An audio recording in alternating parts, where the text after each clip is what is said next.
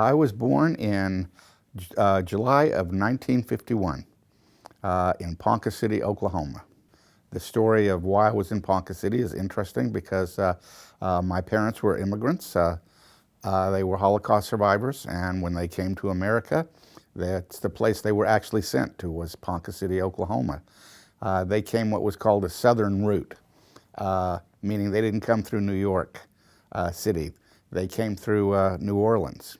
That was the way they actually got their visas, when they agreed to come what they called the southern route, because they didn't want all the Jewish people going to New York and the East Coast, because that's where everyone wanted to go.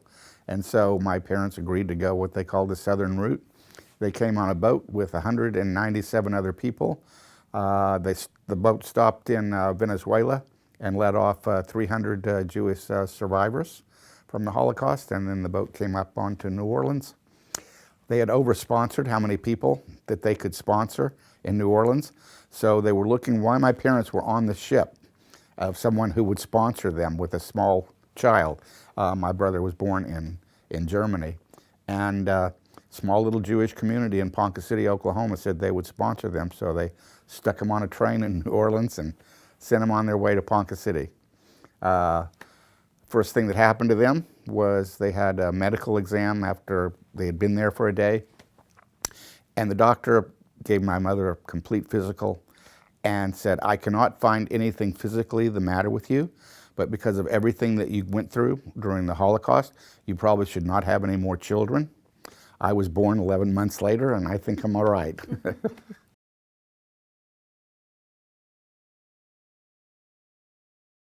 There were not a lot of Jewish people. The people who sponsored them, there was about 13 families, I think, 13 there at that time, and maybe 14. Conoco Oil was there, so that's why a lot of the Jewish people actually were there, because some of them were engineers and other people dealing with that oil industry. And so it was very interesting in that we had no temple, no synagogue in Ponca City at that time. We had Sunday school that was set up. We would many times it would be in the basement of some churches or other buildings that we could rent, to have Sunday school classes. And my dad, of all people, with one other person, said, "No, this is ridiculous. We don't need to send our kids to churches to go have their Sunday school classes." And so he got the people together, and they ended up building a small temple shul in Ponca City, Oklahoma, and it's still there to this day. So we started having Sunday school classes there, and I grew up in an area without a lot of Jewish people. I went to a Sunday school class with only three other people. One of them was from actually Stillwater, Oklahoma, so wasn't even from Ponca City. So there were three of us my age that in that age group that I grew up with there. So it was very different, especially with what my parents grew up with. I mean, they grew up with hundreds of thousands of Jews in the communities, especially because they were from Poland. So it was very different. They grew up, I won't say Orthodox, but observing all the Jewish laws, because at Poland at that time was conservative as far as the Jewish population. So they came here to America and settled in with the community, and it was very interesting growing up, because we didn't have a place where you would have the normal Passover that we would have, when community Passover. So where did we have our Passovers? We had it at the country club in Ponca City. Whenever we had that, or any other major kind of holiday, it was always had to be somewhere, because we didn't have a place until it was finally built. And then we couldn't even do a Passover dinner there, so we always did it somewhere else because of the size and how many people would attend. Because while Ponca City didn't have a great big population, in the area there were still other Jewish families from Blackwell and Stillwater and some other communities, so those people came and then had relatives who would come in, so we needed more space. But growing up, as far as being Jewish there too, because we didn't have that, my parents knew some other survivors that lived in Oklahoma City. So when my dad would get off work on Friday evenings, he would The car would be packed and ready to go, and we would take off for Oklahoma City and come to Oklahoma City to go to services on Saturday mornings.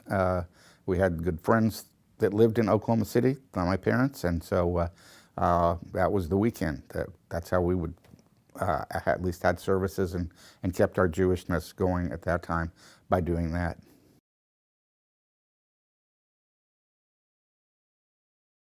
Definitely no internet, and television channels were only a few too. So, but pretty much like normal kid growing up in a small town. There were lots of things that we did. Bicycles, of course, was big. We had a lake in Ponca City, so and public pool. So summer times and spring was always always outdoors dealing with that stuff. So that was good.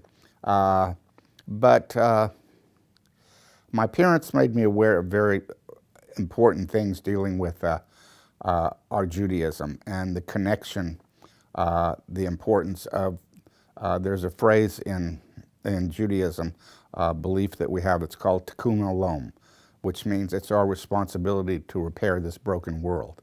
So at a very young age, my parents, especially because they were Holocaust survivors, wanted me to make sure that I understood that and that we had a responsibility because of what they went through and what was not done to help the Jews of Europe. And it was our responsibility. And so it was very interesting because one of the first families that befriended our family was a black family. And they became very good friends throughout their life. They stayed friends with this family. It was the Tucker family. And the interesting thing about it was, being immigrants, my parents didn't understand all the laws and everything that existed here, right? So early on, the Tuckers invited our family to their house for dinner. Well, Ponca City, Oklahoma was a very segregated city, as was this entire state. People don't understand that this state was more segregated than places like Mississippi was. So that was the situation. So my parents didn't know. You don't go and do that, And so we drove down into the black neighborhood, the black area of Ponca City, and we got the strangest looks from people driving through the city. And we went into the house, we had dinner. And so what do you do if somebody invites you over to dinner and you go? You reciprocate. And my parents invited the Tuckers over to our house for dinner. A few days after that happened, now I was too young at that time to understand and even what it was, but a sign showed up in our yard saying Jewish in-lovers in our yard. And it did not deter my dad, and it did not deter the Tuckers. It was a friendship, and that was going to endure, and it did forever. But that was things that we dealt with in Ponca City, Oklahoma, and my parents did. And they taught me the lessons of that. I will never forget my first experience in relationship to, I know you've done a tape on civil rights with a number of people on there. So in August of 1958, my dad came home from work one day, did the same thing he did every day. Came in, turned on the TV, sat down in his favorite chair and watched the news. On this particular day, there was a story on that really bothered him. And he kept following it in the television and in the paper. He was obsessed with news. So the first day he had off, the following Saturday that he saw this story, I was playing in the backyard and he said, "Mike, come and take a ride with me." So I said, "Great." So I got in the car with my mom and my dad, and they drove me to a park in Ponca City.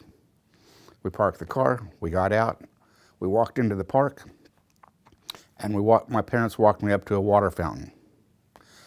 And my dad asked me to take a drink out of the water fountain. And I did. He said, "How did that taste?" I'm a 6-year-old kid. I said, "It tastes great. Hot August day in Oklahoma, what can be better?" I mean, 7 years old. What can be better than cold water from a water fountain? My dad then asked me to read the sign on the water fountain to him. And I did. And it said, "Whites only." My parents then walked me to a water fountain not 10 feet away, and my dad asked me to take a drink from that water fountain. And he said, "How did that taste?" And I said, "The same as the water that I just drank out over there." And again, he asked me to read the sign on the water fountain, and I did, and it said, "Coloreds only." Without saying a word, we turned around, we walked back to the car, and my parents drove me down to the bus station. Got out of the car, went inside, nice area, ceiling fans going on this hot August day, nice chairs, benches that people waiting on the buses, and they walked me up to a podium stand, and there was a sign on it. And my dad asked me to read the sign with he and my mom. And so the three of us read the sign together, and it said, "White waiting area." Now, I need to go back and say one thing. At this point in our lives, we know of all of my parents' immediate family on both sides were murdered in the Holocaust. Almost all their extended families that lived in Poland and across the border in the Soviet Union were murdered in the Holocaust. So my parents then walked me to the back of the bus station. Not a nice area, broken chairs, no ceiling fans going, hot, sweaty area. And there was a sign up on the wall. And again, my parents said, "Read the sign with us." And the three of us read the sign together, and it said, "Colored waiting area." And my parents looked at me, their 7-year-old son, and said, "We want you to always remember what you saw here today, because that's the reason you don't have any grandparents and lots of aunts and uncles and cousins, because people looked at them as being different and inferior human beings." What my dad saw on television that day that so bothered him that he wanted to make sure his 7-year-old son understood that was 13 kids, aged 7 to 16, who went to downtown Oklahoma City and walked into a place called Cat's Drug Store, sat down at the counter, and were refused service because of the color of their skin. That was what my dad, and that was what he felt was so important. And what does that come from? It came from Judaism and our sense of social justice. And my dad said, "This is unacceptable," what was going on in that situation. So it was with that that we had ended up having a relationship with Clara Looper, Marilyn Looper, and all of those people, which we'll get into later, but it has to do with the work that we do today. So, but that was that's how I was brought up in Ponca City, Oklahoma, dealing with both of those. And on the other side of that too, it wasn't just the blacks in Oklahoma and in the area, it was also the Native Americans and how they were treated. And especially, we were very good friends with the Harris family. And Bucky Harris was a very close friend of mine. And his father was the publisher of the Ponca City News, of all places. Yet he could not go into, he had to send his daughter in. I actually went with he and his daughter to go into drugstores to buy him Brill cream for his hair. You know why? Because there was alcohol in Brill cream, and they weren't allowed to buy alcohol. And so that kind of stuff kind of makes you stop and think about how is it that we look at each other in this world and the kind of things that we do. So those were kind of things that I grew up with in Ponca City, and it charted my life and what became important and what we needed to do in this world. Went to school, Ponca City, grade school, middle school, high school. Did not go to school with a black person until I was in middle school or junior high. We had junior high because they had their own elementary school, so couldn't go to school with them. But there was only one middle school, so everyone had to go there. And so that's when I first started going to school with blacks, and including Gershon Tucker's kids, who was the family that became such close friends early on with my parents. And so, so those kind of things, you go through life and you wonder, you know, what is it that how we look at each other as human beings. And I know one of this projects of this is to show the humanity of all of us, you know, from coming from the various backgrounds that we have. But when you see that kind of stuff, you wonder about the humanity of the very people that you're growing up with in this state.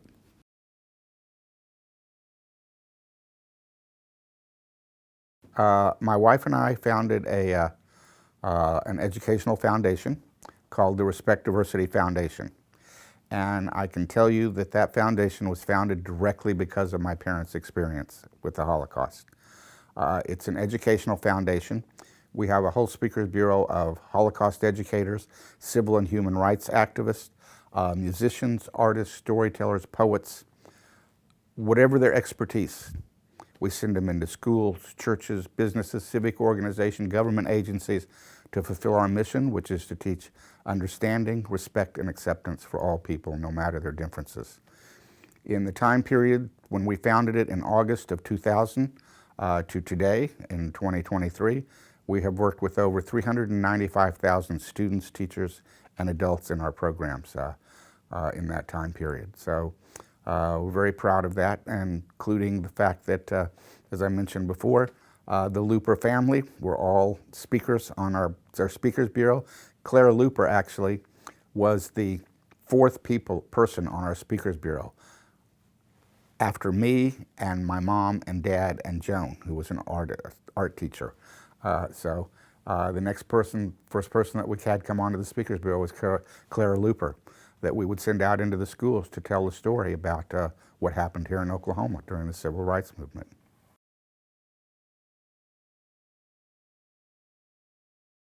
Respect Diversity Foundation. And we came up with that name 23 years ago because we felt that that said who we were. It was respecting the diversity around us. And if we can't do that, then we have problems. And we need to keep fighting for that.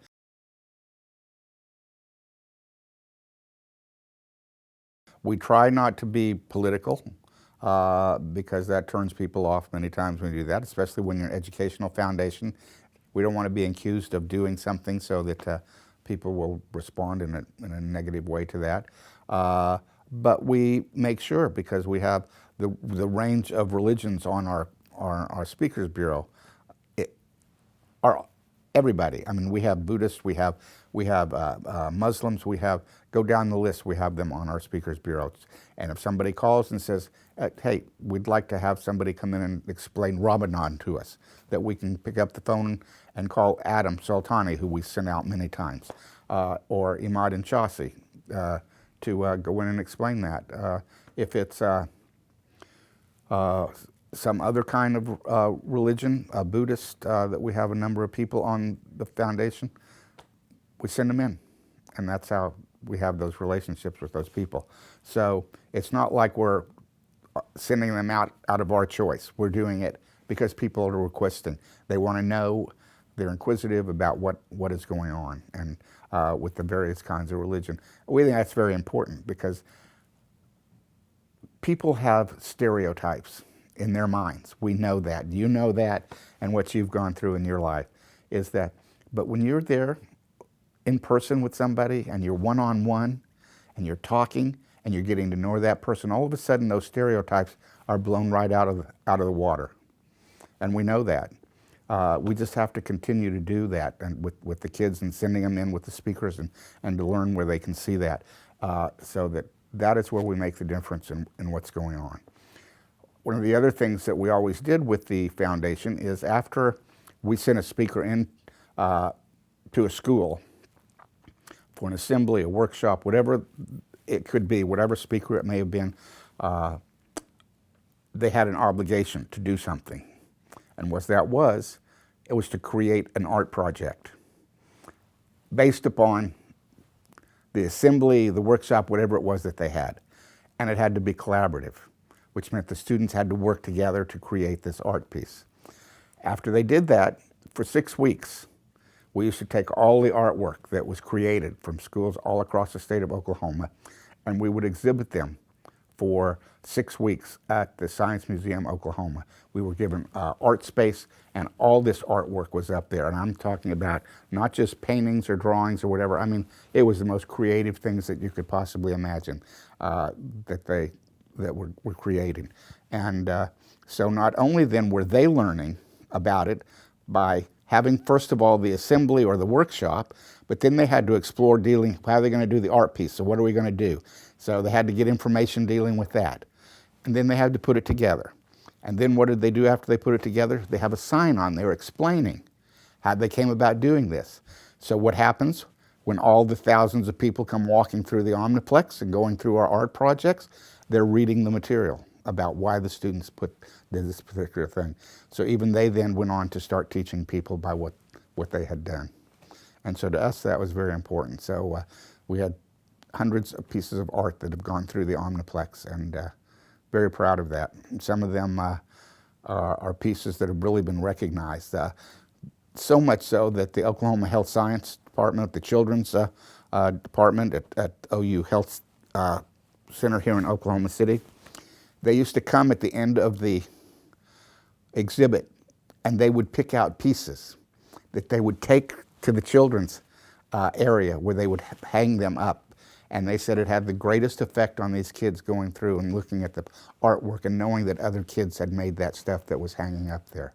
So those are things that we're very proud of, and that's what we try to do here, because they understand better than about what's going on in their lives.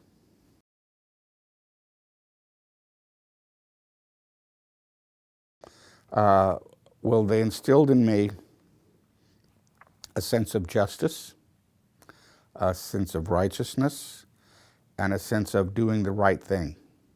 My parents, I'm sitting here today, Sadie, because of 3 Christian Poles who hid my parents out during the Holocaust, during the deportations. That had they been sent in those deportations, they were sent immediately to the extermination camps, and they would have been dead. Those 3 Poles saved my parents' lives. Those 3 Poles all gave their lives. 2 of them were murdered by the Nazis for helping hide Jews in them. So my parents wanted to make sure that I understood that, which means we have a responsibility to our fellow human beings and what goes on. You talked about learning about the humanity of people here in our state of Oklahoma. That's a prime example of why it's so important. I'll give you a second example of that here in the state of Oklahoma. I owned a business downtown for 7 years. I was 3.5 blocks away from the Murrow building, and I was there at that business when the bombing took place. We saw the greatest of humanity come through here and what we did to help in that situation, from going up and helping them immediately up there, which I did because I happened to be there and didn't know what had happened, so I walked up to see. And eventually, we saw what had happened, and people were coming out. We had no idea what. And the business that I had was, I used to own with another couple, my wife and I, the Colcord Oyster Bar downtown, which was in the Colcord building. And ours was the first area that actually had a working phone. So I brought people in so that they could start calling their families, especially from the Social Security office, which I'm still friends with some of them to this day, that they could use the phone and let their families know that they were okay. So those are the kind of things that happened. Oklahomans stepped forward. They came in and they gave us their credit cards. They gave us blank checks to make sure that the fire and rescue people that came from out of the state, who came here to help with the situation here, never paid for anything. Not that we were going to charge them, but they covered all of the expenses. That's what it means here, believe it or not, here in Oklahoma, that people step forward to do that. And that means so, excuse me, means so much to what it means to be a human being, to realize what's going on and to reach out to help your other fellow human beings in that kind of situation. So those are the kind of things that my parents made sure that were instilled inside of me. And those were the things that I grew up with because of that.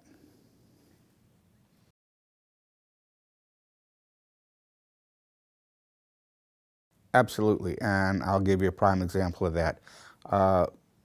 When the Afghan refugee situation came up, the temple, the synagogue, Hillel in Norman, Oklahoma, the Chabad, and the Jewish Federation and the Jewish Foundation all came together, and we sponsored 11 families.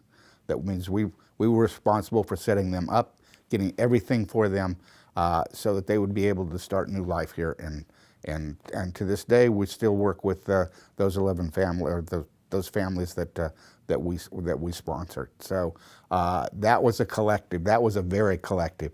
People were donating furniture, donating money to do that, because on the average it took about $5,000 to $6,000 is what we figured to set up, an apartment for them, to get everything that they needed to get started with furniture and food and everything else. So that would be a wonderful example of the collectiveness of what we did as a Jewish community here in the Oklahoma City area.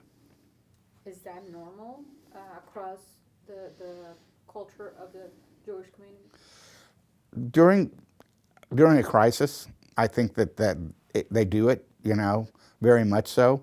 I can't speak for the whole Jewish community because I can only speak for myself and what the experiences that I've had.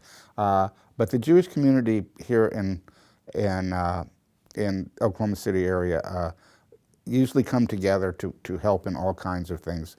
This Sunday, we have Israel Fest, which is a celebration of Israel's birthday, and there's a whole festival. It's at the synagogue, but all of the community came together, to put that on for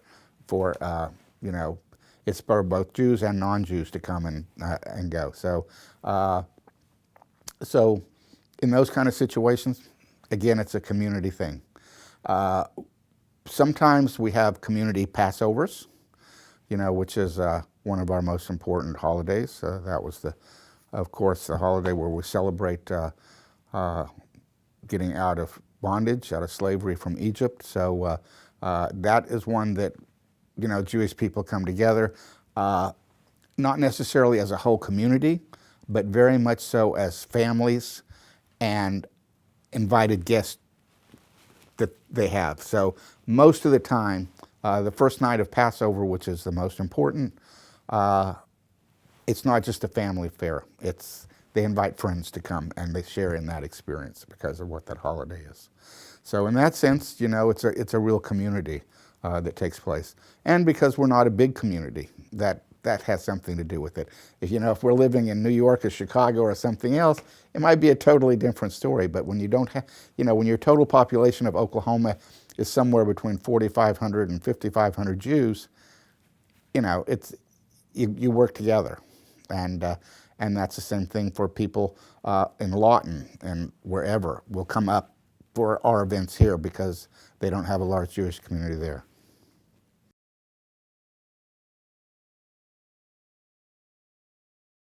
We've kind of stayed at that level. I'm not sure how much we're growing.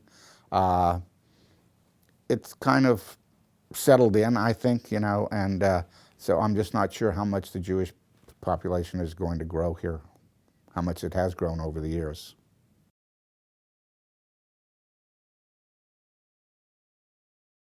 With us, there was no arrangement. I saw her first day in school. We were in Hebrew class together at the University of Oklahoma, and I kind of like my mom, when she first laid eyes on my dad back in Poland, knew that was the person. Well, to me, that was kind of the same thing. So it didn't matter what the parents were going to say. It just so happened my parents loved her. They had 2 sons, so they loved the fact that they would have a daughter. And her family had no problem with the fact that I was, who I was and what was going to happen. So in our sense, it was not. But I will give you an example of something. One of the programs that we had from the Respect Diversity Foundation was called the Jewish Muslim Film Institute. And what we would do is we would have movies that we would show that dealt with the Jewish and Muslim connection. And one of the first movies we showed was called Arranged. And it was a story about a Muslim girl and a Jewish girl who both taught in the same school in New York City. And as you can tell from the title, it's about arranged marriages. And it was how the Muslim girl helped the Jewish girl because it was somebody that that she wanted, somebody that she wanted to marry, but the parents were not thrilled with it, and how she helped her finagle so that the parents would arrange for the two of them to meet so that they would be happy with it. And so it was a great movie, and afterwards, of course, we had the discussion. We always had a discussion afterwards, so we had Iman, I think, and Shasi was talking about it, and one of the rabbis from here was talking about it and explained the situations with how Jews and Muslims both deal with that situation. Conservative Jews, though, Orthodox Jews, many times it's arranged marriages, where Reform and conservative, it's, you know, hey, you go and find your mate, you know, and that's what we do.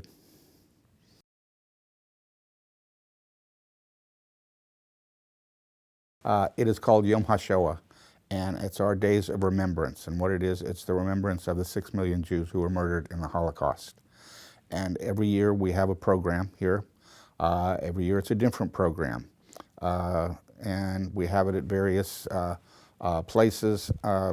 We've had it everything from, we've done concerts that have been done where the local symphony here wrote a piece specifically for it, and the whole symphony learned music that was written by Holocaust survivors or in the camps actually that they wrote, and they performed it at that. That was a program one year, which is a very moving program.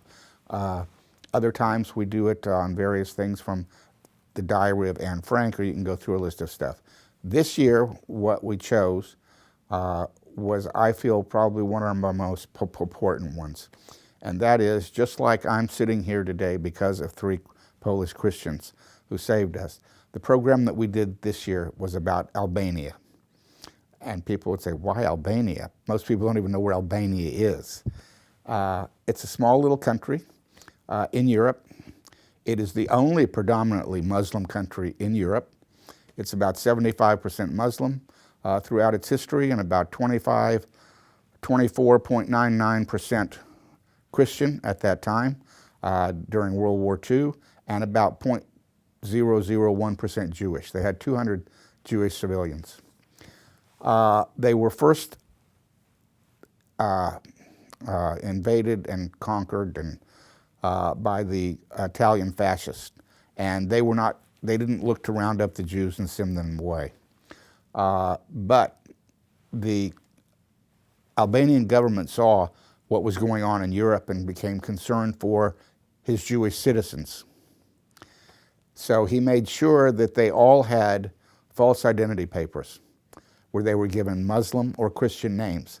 So if they were ever stopped, which eventually would happen, when the Nazis came in after the Italian army left, that it was the Nazis who occupied them. But what happened too while the Italians were here, thousands, we don't know the exact number, of Jewish refugees from Germany, from Yugoslavia, from Romania, came into Albania.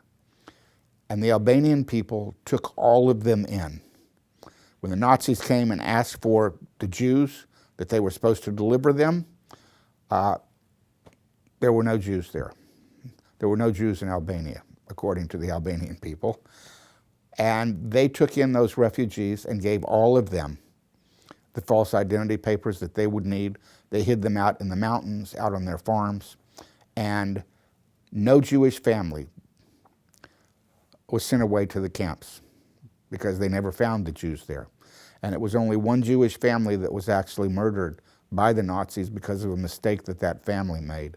And because of that, Albania saved all of its not only own Jewish citizens, but all of the refugees who came in.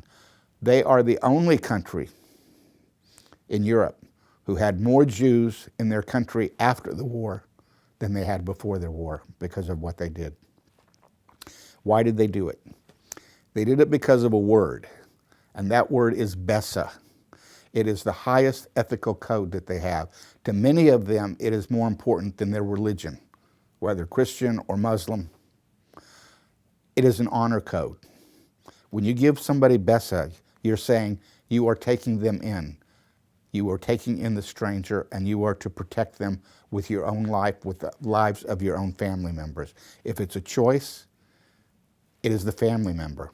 that is sacrificed, not the stranger.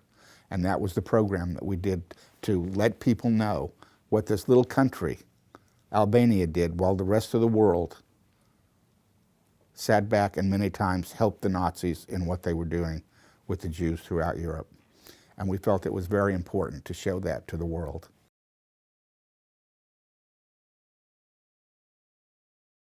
The advice I would have is this. In 1963, there was a march on Washington, D.C. Martin Luther King and 250,000 people showed up at the mall for equal rights.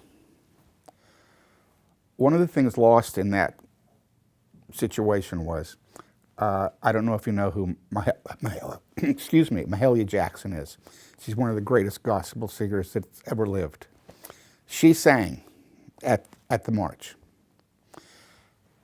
In between her singing and Martin Luther King giving his I Have a Dream speech, there was another speaker.